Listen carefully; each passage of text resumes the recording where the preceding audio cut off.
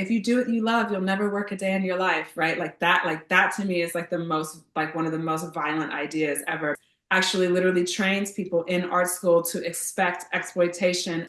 If you calculated an hourly wage for the average artist working with an institution, that average hourly wage is like £3. What I want you to understand about why it's good, quote unquote, that Not Nowhere is a queer POC cooperative is not just because queer and POC people are involved and included, quote unquote, like anybody can include Black people in anything. It's like literally all you're doing is assimilating people into something that's going to just basically help them learn how to subjugate others. Like I don't want that, but like, can you actually more aggressively redistribute to POC, like with actual like hard money access and resources? But it always falls down at the point where that person who's trying to make those connections sees that their position is going to be sacrificed. Like, yeah, do something that's going to get you fired. Like literally sacrifice yourself because you believe that this redistribution thing has to happen. Today's guest is Taylor Le Melle. Taylor is one of the co-founding members of the worker cooperative Not Nowhere. Not Nowhere is an Arts Council funded organization that educates about and lends out analog camera equipment. Not Nowhere is a queer and POC-led co-op, supporting people from marginalized groups to maneuver through the establishment and institutions of the British art world. By maintaining the analog equipment and art form, they explore capitalism's relentless pursuit of progress and creation of waste. Taylor, welcome to Punchcard. It's a pleasure to have you. Thanks for having me. It's really fun to be here. Nice. So yeah, first question is, in your own words, what is a worker cooperative? Oh my goodness. So I think a worker co-op, it's about worker control, where a laborer can explore a different type of relationship to hierarchy, to responsibility, to accountability, maybe even to their own sense of feeling around, yeah, what they spend most of their time doing. But I think what I've been like sitting with so much for the last few years is like, this thing about giving workers control or workers kind of taking control. It doesn't actually end there. It's a way of mitigating this terrible problem that we're all in, where most of us are compelled to work, even though we know at the same time that the compulsory nature of work is also like really unhealthy for the body, for the mind, for the spirit, literally everything. So for example, it's not that worker co-ops completely eradicate people being unhappy, right? It doesn't eradicate conflict, right? It Mhm. doesn't eradicate people feeling tired at the end of the day. It doesn't eradicate people feeling burnt out. Oh God, this is so depressing. Creates a space where we get to damage ourselves and then talk about it. Oh, this is like incredibly psychedelic. I can't even answer this. Psychedelic, love it. Well, yeah, from that then let's move into move backwards. So over your lifetime, what have been some of the experiences that you found kind of politicized you and led you to this point? My mom actually, when I was a kid, was running kind of arts and community institution, which they had a small gallery. No, I shouldn't have one that small, but they had a gallery, which was a small aspect of the program. But let's say I would say probably like 95% of the footprint of that building was dedicated to like arts workshops of all sorts. So there were like painting classes, drawing classes, there were dance classes. Also at that time when I was a kid, like computers were a new thing. So there were like computer classes, there were like theater classes, like all this kind of stuff. And so I feel like in some ways I kind of like grew up I mean, it would never be like spoken about in this way in that context, but I feel like I kind of grew up in a context of like art pedagogy. You get taught about these, let's say, famous artists, like the ones that are in museums, right? Again, like this is the difference between like your aunt who likes to paint in her house on a weekend and like the guy that's at the National Gallery whose painting is like being meticulously preserved by like a whole team of professionals, right? And so like the thing that gets taught around what the difference is between, let's say, Van Gogh and your aunt, right, is because Van Gogh is a genius, right, quote unquote, right? But actually, what I feel like that doesn't often get taught, and I'm talking about like, you know, to 12-year-olds, to 14-year-olds, to 17-year-olds. Like this is really who I want to like hear this information is that like someone like a Van Gogh, right, or like many of these like kind of old masters would have been one of a few things, if not all of these things. One would have had their lives kind of maintained by a very rich patron, right, which is a dynamic that maybe does still exist to an extent, but I don't feel like I really know anyone who's in that type of relationship, or would have come from incredible wealth, which I think is a conversation that's happening a lot, where actually we still do have a number of people who, or let's say a secret ingredient of who can actually withstand this $3, £3 an hour labor relationship with an art gallery is someone who, what, does not need the money, right? Because they are being maintained by a wealthy family, right? And I feel like this aspect is like maybe a secret ingredient to be able to sit there and perfect an artistic technique, right? But also that leaves people very ripe for exploitation. I think, especially in an art context, you kind of sell this idea, or you sell this idea to like basically kids, right? That like you should come pursue the arts because you love to draw. And like if you're just drawing all day, you will quote unquote never work a day in your life. And isn't that such an attractive idea? But there's this book by a group called the Precarious Workers Brigade, which is called Training for Exploitation, which literally talks about, you know, how actually the way that art schools teach or don't teach the kind of like economic machinations of how the art industry works actually literally trains people in art school to expect exploitation as something that they need to give in order to prove that they love what they do, right? Which would involve, for example, and there's like a more recent report. I think that book is from maybe like 2016 or something like this. But then there's a more recent publication that's also come out, which is called Structurally Fucked by a group called We Industria, which I think that report also came out of this idea where if you calculated an hourly wage for an artist, for the average artist working with an institution, that average hourly wage is like £3, which is insane. And I feel that the main reason why that has been allowed to go on is because of this myth that is very convenient, right, for the ruling class, that actually you do art because you love it. Mm. When was the Yeah. moment when you kind of like clocked onto all of this stuff?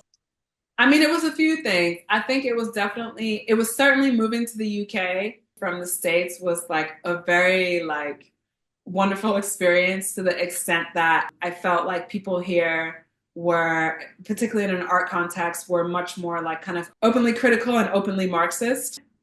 I don't think that that's strictly speaking the case. You know, I don't think that that's really true. I think it's just more about like who I knew. And I think also the American context is like, is very interesting because there's so little, if any, direct government funding for the arts. That it is actually much more, you have a much more compulsory relationship as an artist to like selling, whether it is selling work or selling yourself or being marketable or any of these things. Whereas it feels more possible in the UK to be an artist who doesn't want to sell objects than it had ever felt to me in America, right? You know, because we're talking about co-ops, we're also talking about my relationship to having a job in this industry, right? And first of all, when I started to work in this industry, I had three jobs, which were, did I have three jobs? I had two. No, I had two jobs, which were in the art industry, which were nominally paid. I think for one, basically my payment was a monthly Oyster card, which I then used to like sell to someone because I had a bike. So then I was like, what was a monthly Oyster card at that point? Was it like £84 a month or something like that? Anyway, I was getting like £116 a month from one internship, one curatorial internship. And then from another one, I think, I can't remember if I was getting £100 a week or £100 a month. Even if it was £100 a week, right? We know that that's not enough to live on in London, even in 2013, Mm-hmm. right? So even my own participation in this industry, again, was like I was having my own version of a kind of 1803 situation where my participation in this industry was being financed outside of the industry itself, right? literally through savings and through my parents' belief in that. I was like, I really want to do this. And they're like, we're going to like support you to an extent. Right. And I was like I said, I was American. So I sold my car. I'm like, I sold my car. I moved to London and I was like, this gives me this much time to figure this out. Not everybody can do that. Right. So there was like an awareness of my own like ability to participate in this industry and like what enabled me to work unpaid in order to receive the credentials that you need to even be qualified or be seen as qualified to do paid work in the first place.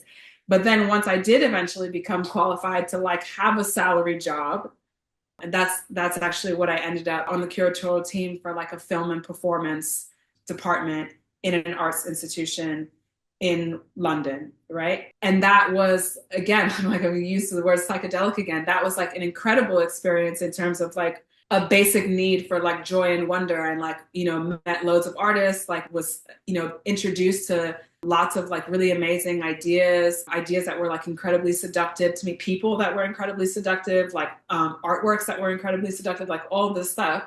But then I guess there's two things there. One is that there's like this kind of very like kind of heartbreaking kind of split, let's say, where you have in an institutional context, you can actually invite an artist who might, I'm just going to make this up. You might invite an artist who will do like a whole 2-hour performance on the history of Marx and labor and blah, blah, blah.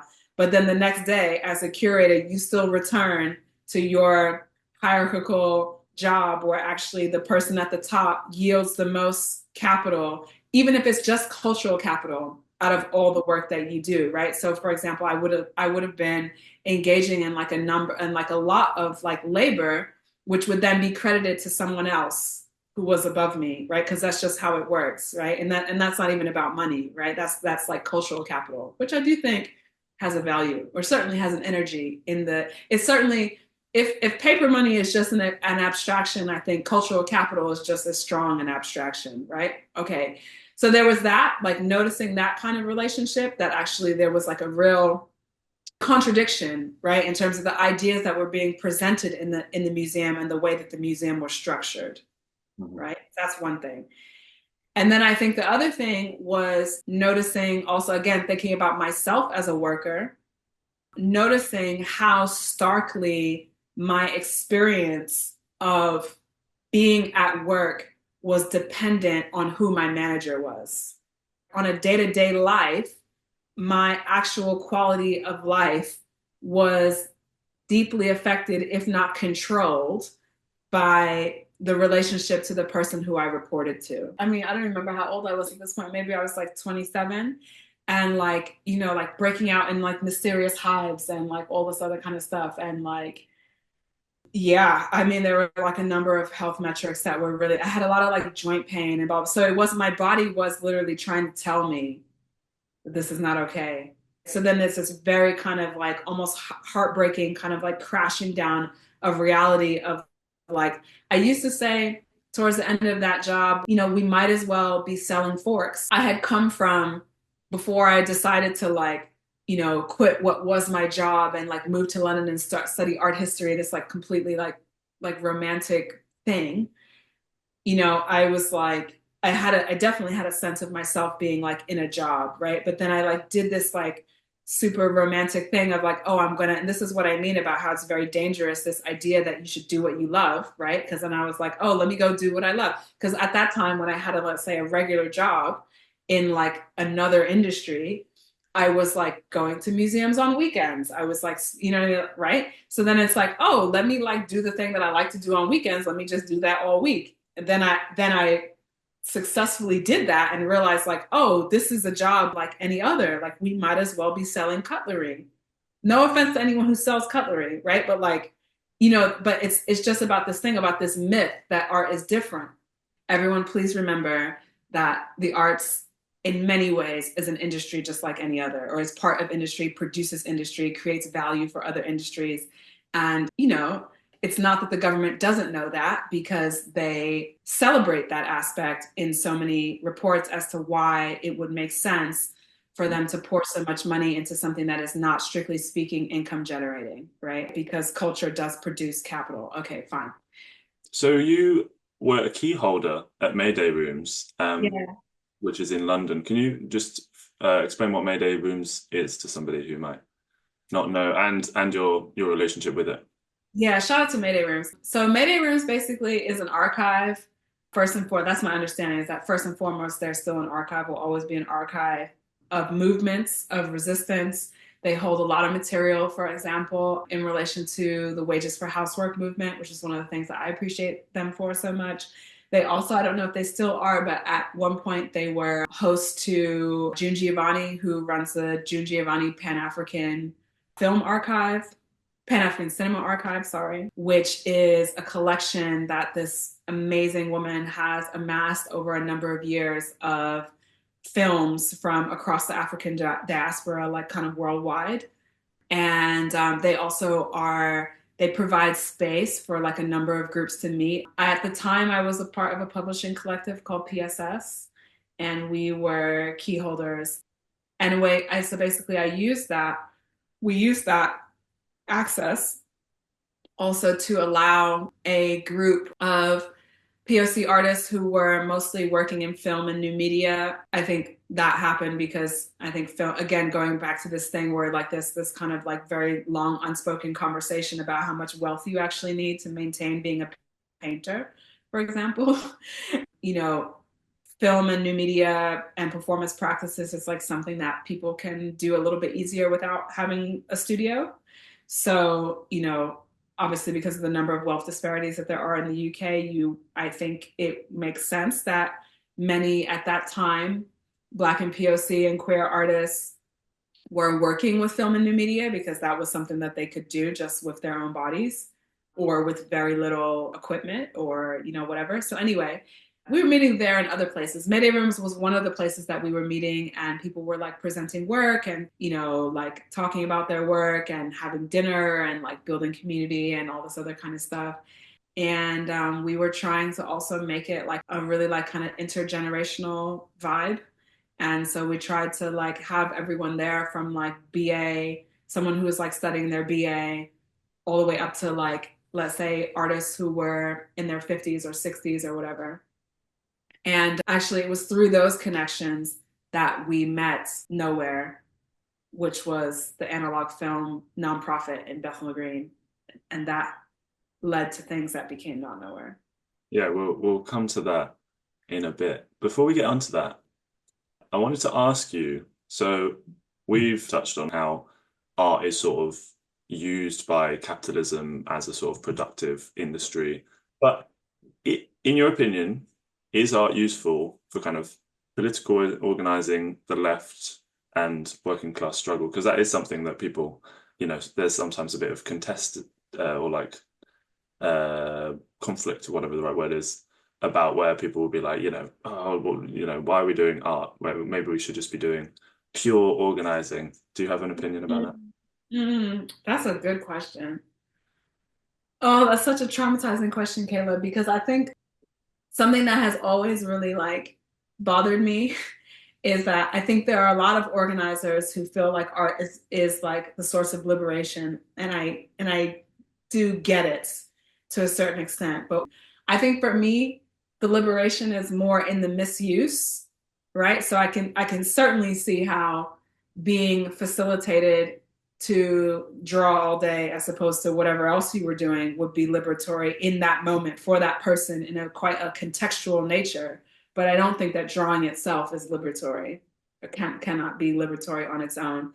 I think the I think the liberation is more in like this kind of this misuse or this dancing or this flexibility between things than in the thing itself. So okay, I actually feel like art is maybe the arts I think is a very useful channel for the redistribution of funds. I do think that is true, and I do think in our current day and age, I do also think that the arts industry is maybe one of the channels that is most open for the processing of any type of something that might be called reparations, right? I think it's also, let's say, our cloak to collect reparations from the matrix. Let's imagine a sculpture where actually, because of the nature of how cultural capital is accrued, you could charge 20,000 pounds for something that you worked on for 5 minutes, right? Like that can happen.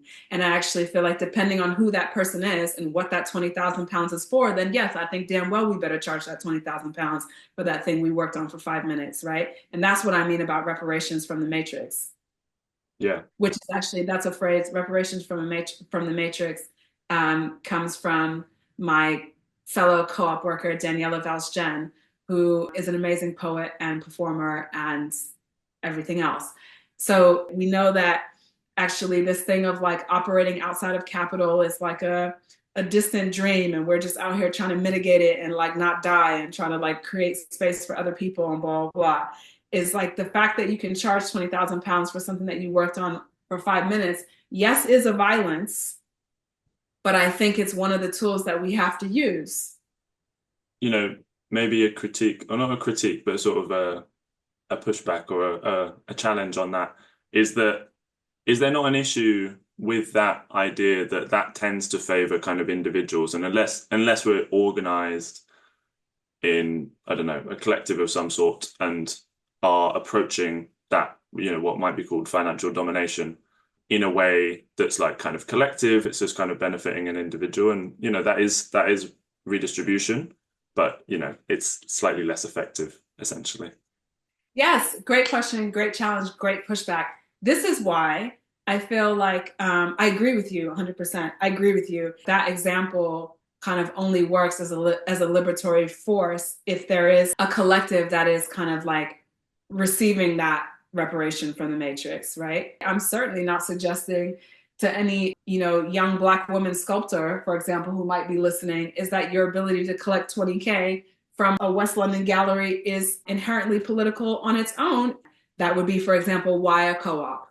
That would be probably why I would recommend that any artist, and also maybe as a place where we can and actually should contextualize from my perspective what artists we're talking about when I'm speaking about collecting from the matrix, which goes back to this thing about like redistribution and like who it's for. And like, yes, I think for me, it is really important that Not Nowhere be, not necessarily that we be read as a queer and POC owned cooperative.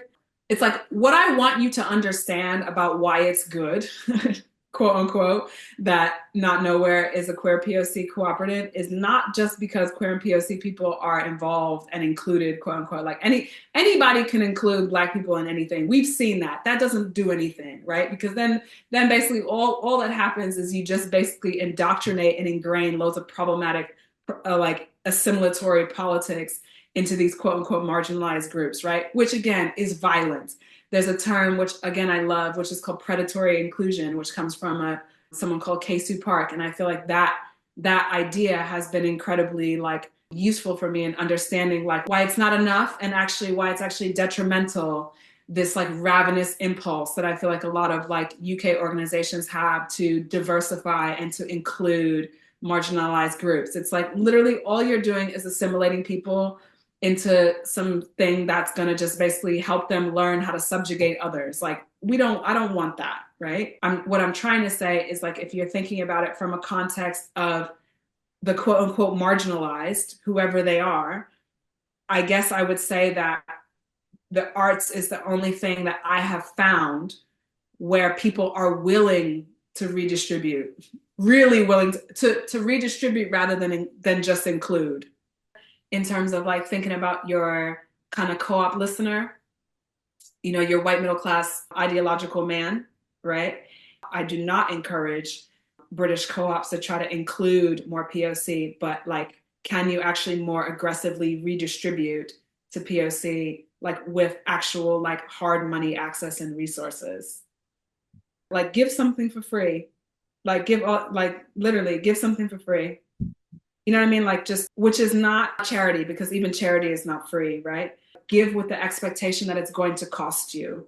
This is maybe very abstract, right? But, you know, for example, like I feel like there's this way in which when we're trying to like form solidarity across different like social positions, there's this idea of like, yes, I want to help, I want to include, I want to like build connections, but it always falls down at the point where that person who's trying to make those connections sees that their position is going to be sacrificed. And again, where yes, I am talking at the level of abstraction. Literally sacrifice yourself out because you believe that this redistribution thing has to happen.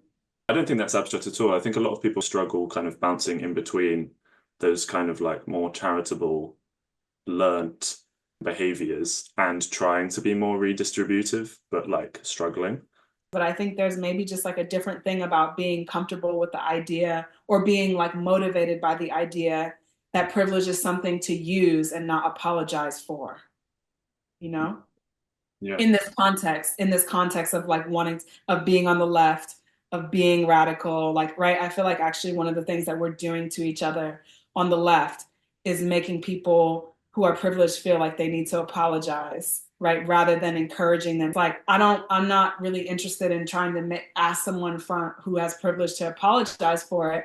It's like, I want them to feel like they can use it for the good of the collective. So if you're enjoying Punchcard, then please consider supporting us for as little as £1 a month. The only way that Punchcard will continue to stay independent from advertising is if listeners fund it. To set up a contribution, please go to opencollective.com/workerscoop/projects/punchcard, and the link will be in the show notes. Cool. So yeah, I'd like to move on to talk a bit about Not Nowhere in a bit more detail. Now, maybe we can speak a bit about the sort of the origins, how it came about, and maybe touch a little bit more on what it does. Not Nowhere has a few origins. So I guess one, to speak about the machines and the equipment. So much of the collection of cameras and editing equipment that we steward comes from the London Filmmakers Cooperative, which was active in London from the 70s. Also, very interestingly, my understanding of them, I don't know if this is completely correct, but just of like looking through the various ephemera that we've had access to, is that my understanding is that cooperative was for the most part based on volunteer labor. That's very interesting to me. Also, in terms of like how London was different, who was an artist at that time in London and their ability to work for free and blah, blah, blah, which goes back to the conversation we've been having. So that's one origin. And that equipment was then, my understanding is, went to what is now Lux, which is still in operation as a distributor, and also to an organization called Nowhere, which was a nonprofit that was based in Bethnal Green, which was run by Brad Butler, Noor Afshan Mirza, and James Holcomb. Noor and James are still also involved in Not Nowhere at the moment. They like teach workshops. James is like helping us to consistently like repair equipment. So that's one origin. And basically what that connection was is like, this group that I mentioned before that was kind of meeting informally. One of the people that we invited to come attend those sessions was Noor Afshan Mirza, who basically made this connection about, they were dealing with like an eviction situation in Bethnal Green and needing to, I guess basically like close operation for various reasons, but wanting obviously the equipment to kind of continue. They also had an unrealized dream to turn Nowhere into a cooperative, and gave us the idea that formulating as a cooperative could be a good way to steward this equipment.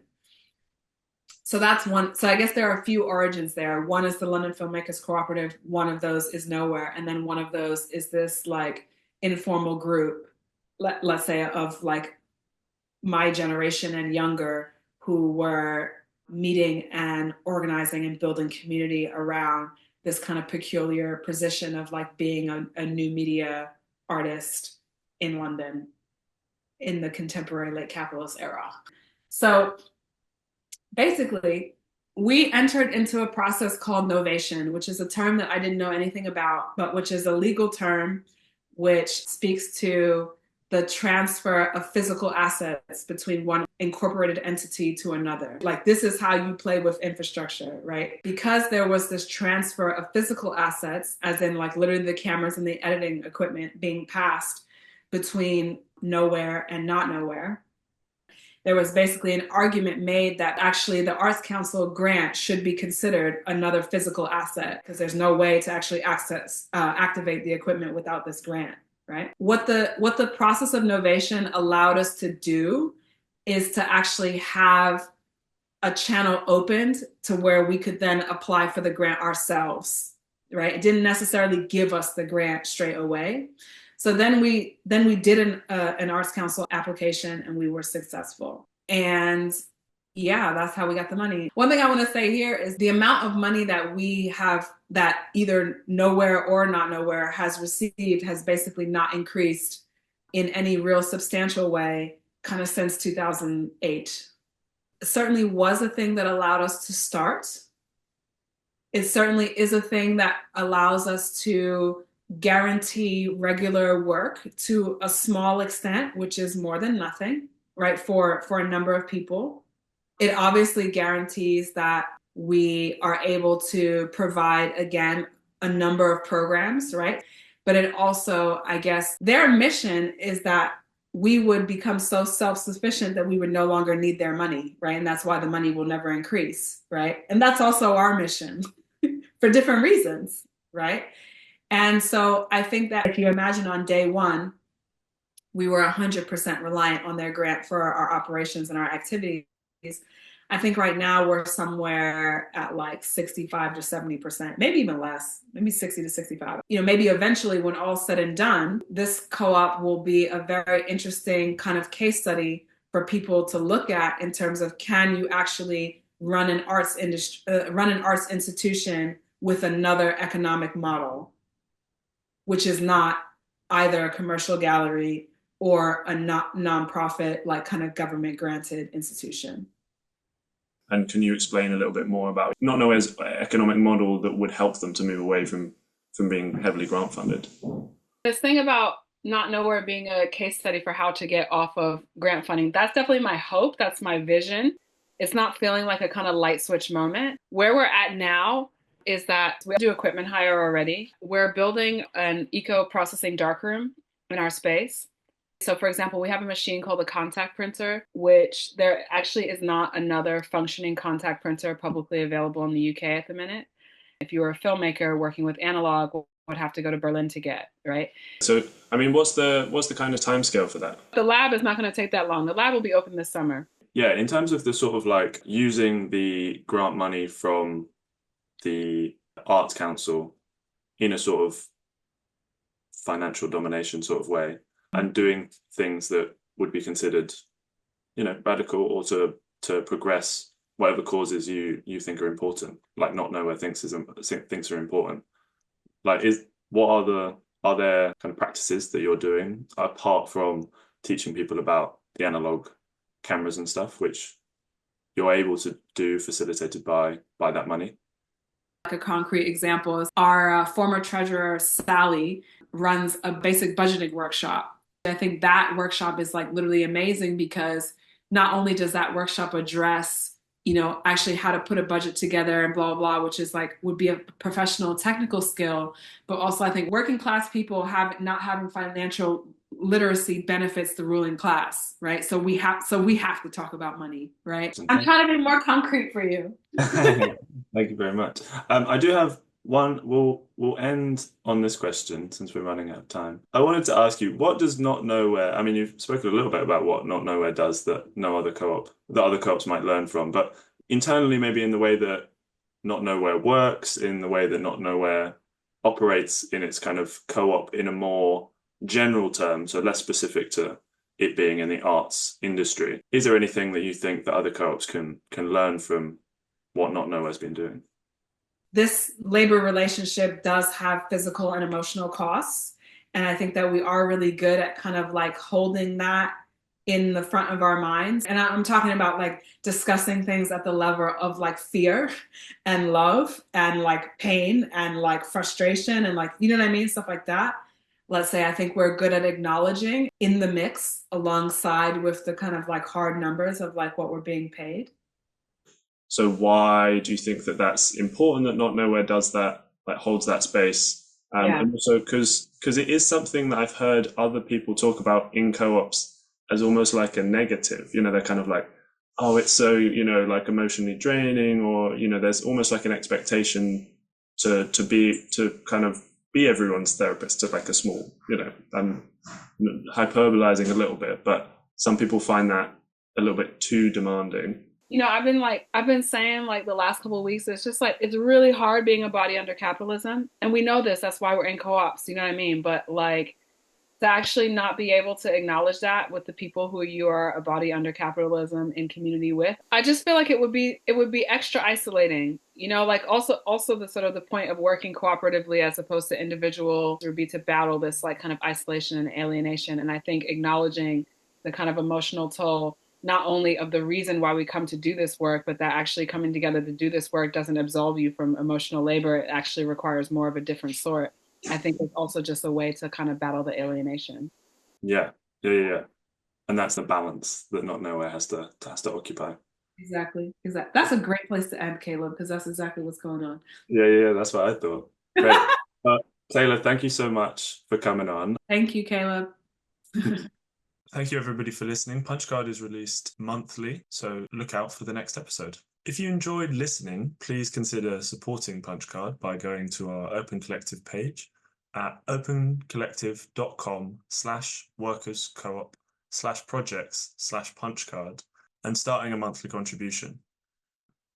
If you are interested in finding out more about worker cooperatives, then check out workers.coop's website.